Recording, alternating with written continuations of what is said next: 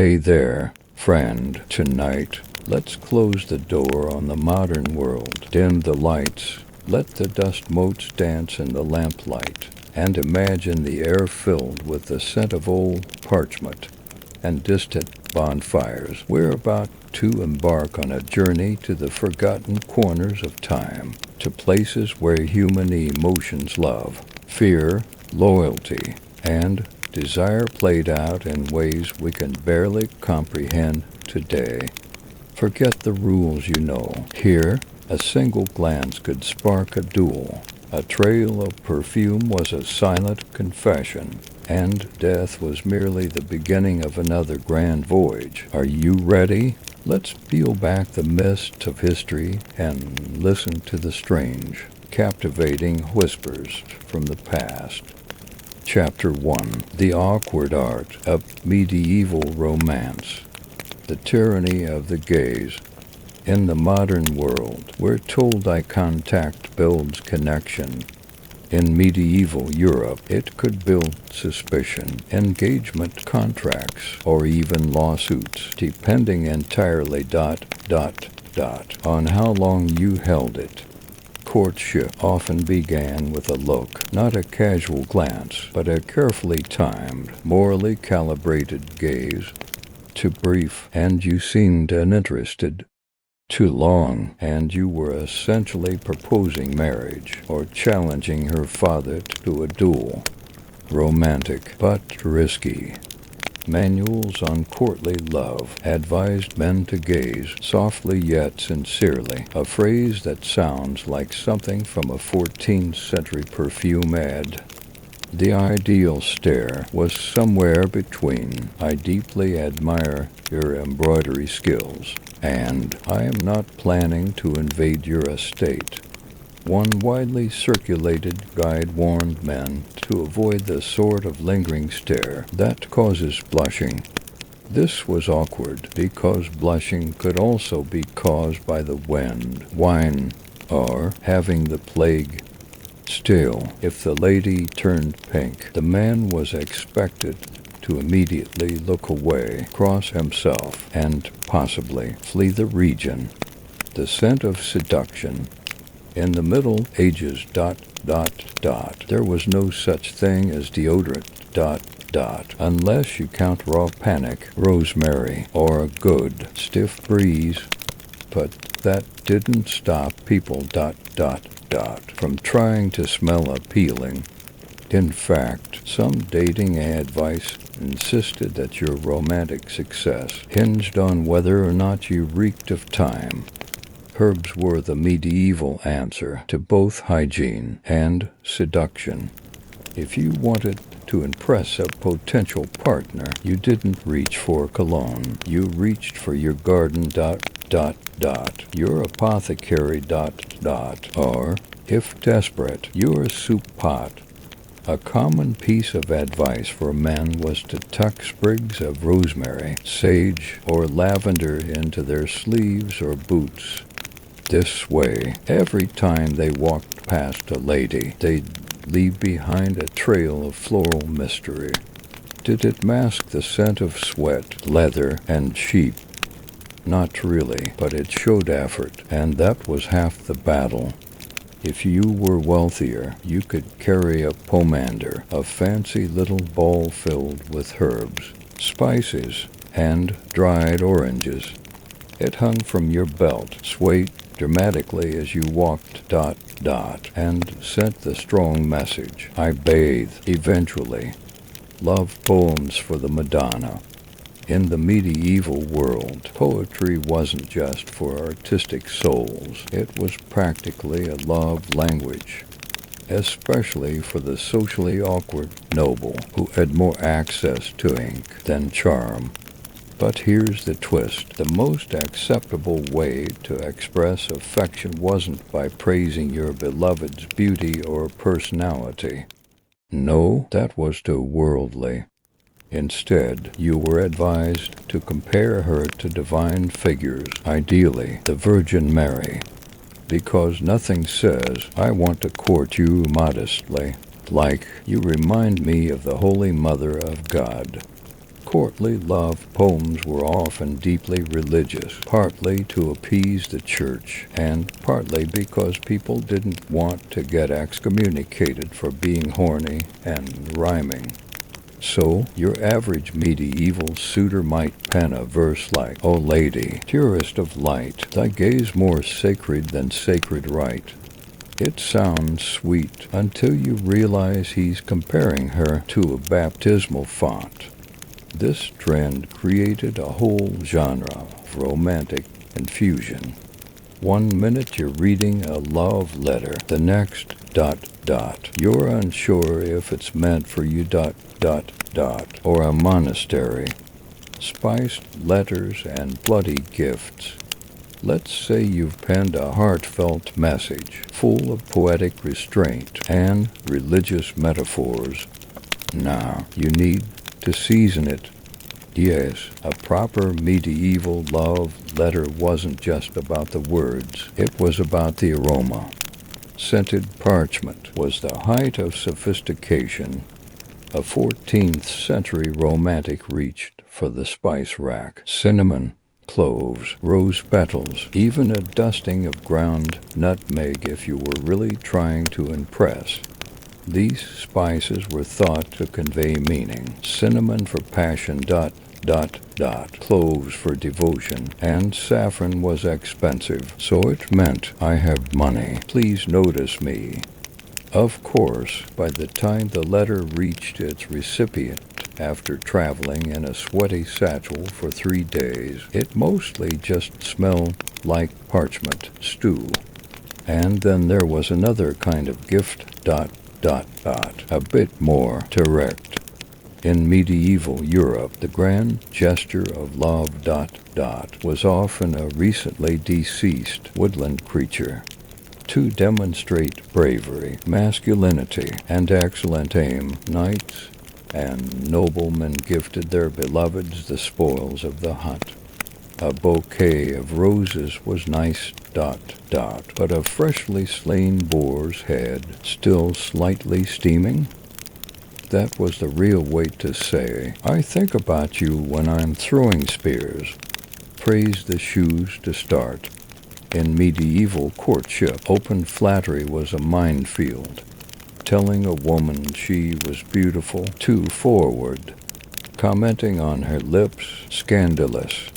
Mentioning her hair, risky. It was probably hidden under 3 veils. And divine protection.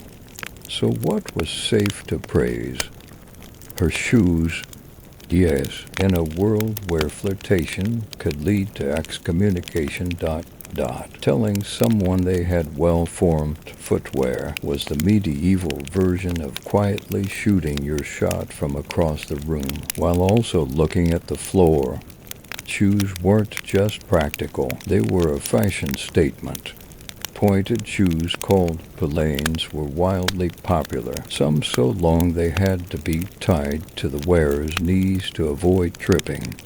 If a lady could walk gracefully in them without falling into a moat, that was genuinely impressive and made her very eligible. Complimenting her shoes allowed a man to appear respectful, observant, and not immediately interested in sin. Of stars and duels. In the modern world, we say timing is everything. In medieval times, timing was astrology, the divine order, and possibly the reason you remain single. According to several medieval love manuals, the ideal moment to confess your feelings wasn't when the moment feels right, but rather when the moon was in the proper phase and Mercury wasn't sulking.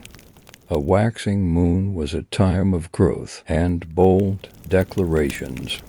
A waning moon, on the other hand, was terrible for romance. Of course, if words and celestial alignments failed, there was always the final option. If another man so much as glanced at your beloved for half a second too long ...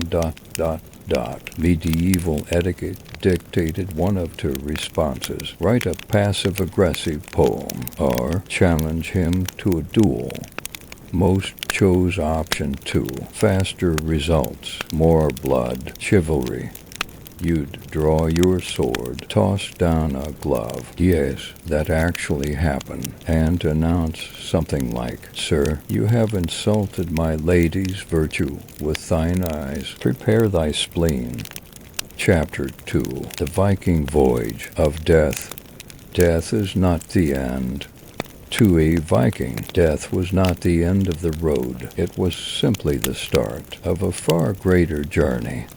Life on earth, with all its battle cries, feast halls, and long voyages, was just a proving ground.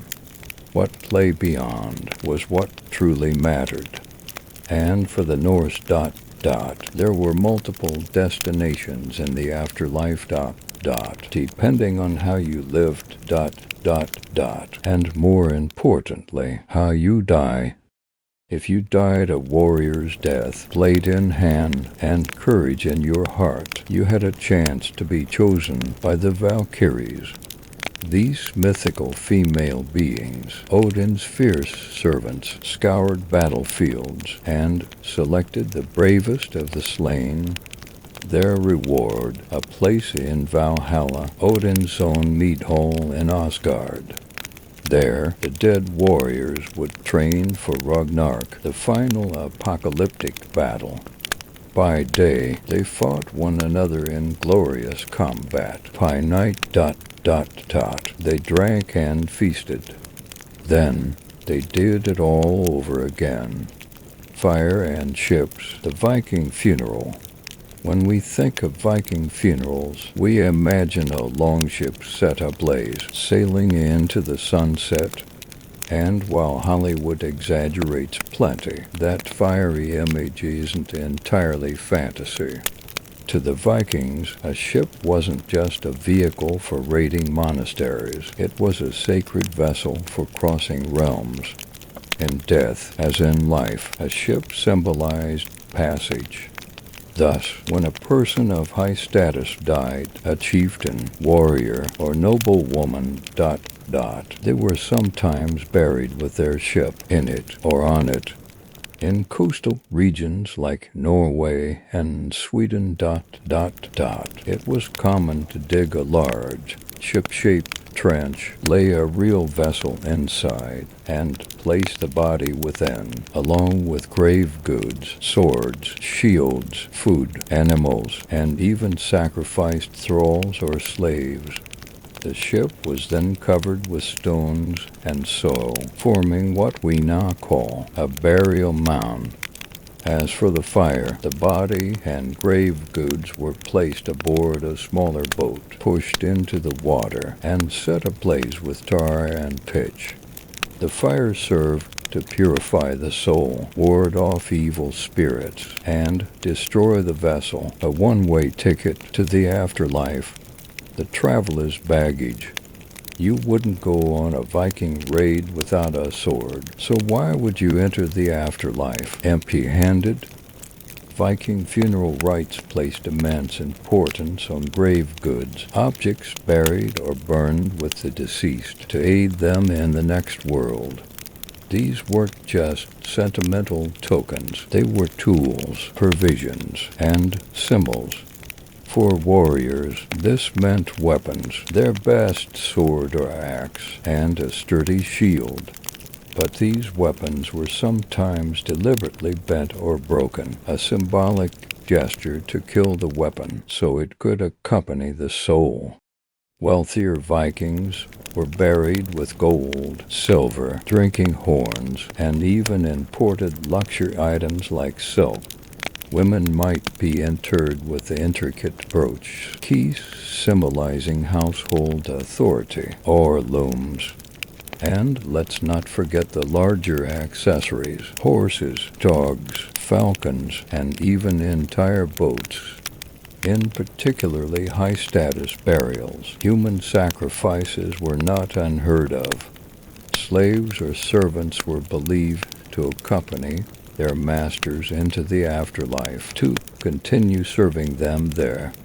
Resting beneath the mound, the dawn of a new faith. If Viking funerals were designed to impress both gods and mortals, then the burial mound ... was the ultimate mic drop. These towering earthen tombs dotted the Norse landscape like scars of memory ... silent, hulking reminders that someone important had died and demanded to be remembered. The size and complexity of a mound reflected the wealth and influence of the deceased. If your mound could be seen from the fjord ... from a passing road, or from the enemy settlement across the river, that meant you mattered. But by the late 10th and early 11th centuries ... these flames began to dim. Not because the Norse lost their appetite for death rituals ... but because a new power was reshaping the very idea of the afterlife, Christianity. It brought with it heaven and hell ... sin and salvation. Cremation, once believed to free the soul, was now seen as heretical. Christian doctrine demanded burial of the intact body, facing east, awaiting resurrection. Viking funeral traditions began to fade, replaced by wooden crosses, stone churches, and the quiet earth. Chapter 3. Venice, the City of Hidden Faces. Birth of the Masked City. The origins of Venetian masks ... begin not with theater or pageantry, but with power, privacy, and the desire to be someone, anyone else. By the 13th century, the Republic of Venice had become a global crossroads of wealth ... trade, and culture. With riches flowing in and a society built on hierarchy, Venetians began craving something rare ... the chance to escape themselves. That's where the mask came in. The earliest legal reference to mask-wearing in Venice appears in 1268, when lawmakers tried to ban masked gambling. But the mask's real rise came with Carnival, a raucous season of festivities leading up to Lent. In those weeks before 40 days of piety, Venice turned upside down. Social classes blurred, sins were temporarily forgiven, and everyone from nobles to paupers took to the streets in disguise. Masks weren't just costumes, they were weapons, allowing citizens to momentarily cast off the expectations of gender, class, and family name. The mask of power, the Bata. Among the many masks of Venice, one stands above the rest in both mystery and dominance, the Bata. Its stark white surface, sharp jawline, and blank expression gave it an unsettling neutrality. But this wasn't just a costume choice. The Bata was both a symbol of freedom and a tool of political manipulation. Its unique shape jutted out from the mouth, allowing the wearer to speak ... eat, and drink ... without removing it. Worn with a black silk cloak and a tricorn hat, it created a uniform, almost militaristic appearance. What made it particularly fascinating was that it was often required by law. In political assemblies and public votes, especially those involving the Council of 10 or state matters, the Bata was used to preserve anonymity. Every man, regardless of rank, wore the same disguise. It was democracy by disguise, at least on the surface. The mask gave its wearer plausible deniability, blurring the line between duty and decadence. The silent seduction, the Moretta. If the Bata was the mask of power ... the Moretta was the mask of control. Subtle, feminine, and bound in silence. Worn almost exclusively by women, the Moretta was an oval-shaped black velvet mask that covered the entire face. But it came with a twist. It had no straps. Instead, it stayed in place by means of a small button ... held between the teeth. Yes, between the teeth. If the wearer opened her mouth, the mask would fall off, which meant the Moretta rendered a woman completely mute. This silence wasn't just seductive, it was strategic. Women attending mass, visiting convents ... or attending secret assignations used the Moretta to protect their identities. In an era where a single scandal could ruin a woman's life, the Moretta offered protection, or, in some cases, plausible deniability. On one hand, it allowed women to move freely through male-dominated spaces. On the other, it literally silenced them. Napoleon's ban and rebirth. For centuries, masks had ruled the streets of Venice. But by the late 18th century, the Republic was teetering. In 1797, it fell to Napoleon's armies. The French occupiers saw Carnival as a threat, viewing masks as tools of rebellion ... disorder and vice. So they banned it entirely. Masks once worn by every class were suddenly illegal overnight. For nearly 2 centuries, the masks of Venice slept. Then, in the late 20th century, in a burst of cultural revival and tourism, the Carnival of Venice was reborn. A nod to the past, reinvented for the modern world. The masks returned, not as weapons of rebellion, but as art. Elegant, theatrical, and a little bit nostalgic. Today's masks are flamboyant, glittering with feathers ... gold leaf, and jewels. While Carnival is no longer the dangerous, unpredictable masquerade of the old Republic, the magic persists. Chapter 4. The Shinsengumi, Last Wolves of the Shogun.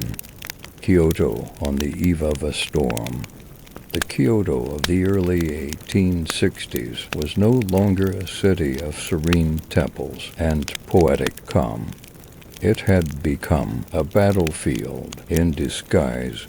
Beneath the surface of its wooden eaves and sacred shrines, political violence simmered. Assassins roamed freely, bodies turned up in rivers ... and every street corner echoed with whispers of revolution. The root of the chaos was simple. Japan was splitting in two. After more than 2 centuries of peace, under the Tokugawa shogunate, foreign powers had forced open Japan's borders with gunboats. In response, nationalist movements rallied around a central idea: Sanji, revere the emperor, expel the barbarians. Pro-imperial samurai began infiltrating Kyoto, aiming to undermine the shogunate's grip. In response, the shogunate sent a temporary militia, known as the Roshigumi, to Kyoto. When the mission ended, a splinter group of 13 masterless samurai, or ronin, refused to leave. These men would form the nucleus of what would become the Shinsengumi. The rise of the Mibu wolves, the Ikadaya incident. The Shinsengumi began as little more than a ragtag band of ronin. But within a few short years, they evolved into one of the most feared forces in Kyoto. A sword-wielding police corps draped in light blue houri and soaked in the blood of rebels. At its core were 3 leaders: Kondo Isami, Hijikata Toshizo, and the reckless Serizawa Kamo, who was eventually purged by his own comrades.